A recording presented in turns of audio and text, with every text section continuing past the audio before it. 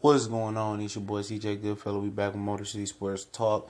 About to double dip real quick. And the Lions are listening to trade offers for tight end Eric Ebron once again. They was listening to offers at the Scouting Combine. He's one of the guys that we talked about.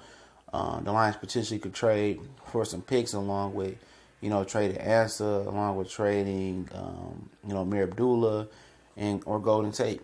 And I told you, I think it's time for them to do some offensive turnover, man. Definitely with Eric Ebron. When he drops the ball, it's so contagious. Everybody else drops the ball in that bad karma or that bad luck. It rubs off on the rest of the team. That means definitely the Lions will be looking for a tight end in free agency, I believe, or they might see one in the draft that they may like. More likely the free agency, like I told you, I like Trey Burton. Tyler Eifert is good when he's not injured, which kind of, curves him. We'll start free agency spotlight back up next week. Tomorrow. I've been a little bit behind. But obviously Jimmy Graham's out there. I like Trey Burton, as I said.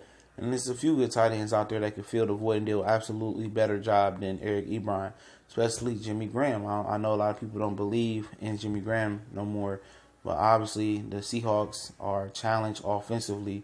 They don't even know how to use anybody offensively other than Russell Wilson improvising. And but Eric Ebron, I'm happy to see him go. Fans are starting to text, he did so good at the end of the year. It wasn't like we was going for a playoff run, And if the games were tight and we are going for a playoff run, you can count on Eric Ebron to drop the ball. This is a guy we passed on Aaron Donald, which was one of the biggest mistakes we ever made. We passed on 2 top 10 players, in my opinion, in this league. We passed on Odell Beckham Jr. We passed on Aaron Donald for Eric Ebron, a guy that was well known for having a very high drop percentage in college, and for some reason the Lions thought they can fix his catch woes with just focusing something. Him just need to be more focused, and they got caught up in the flamboyancy of the speed and in the athletic talent. But they forgot one thing: he can't catch the damn ball, and that's the big issue with Eric Ebron. And I didn't like the pick when it was picked. But it is what it is. Especially looking at hindsight, where Ndamukong Suh, Nick Fairley basically walking. You could have plugged in the best defensive tackle in the league. Aaron Donald, that would have definitely made the transition from Suh so much more smoothly. We would have had a better replacement and eventually the best defensive tackle in the league, Aaron Donald. So, the Mayhew Lewan era staff, management, they definitely dropped the ball on there.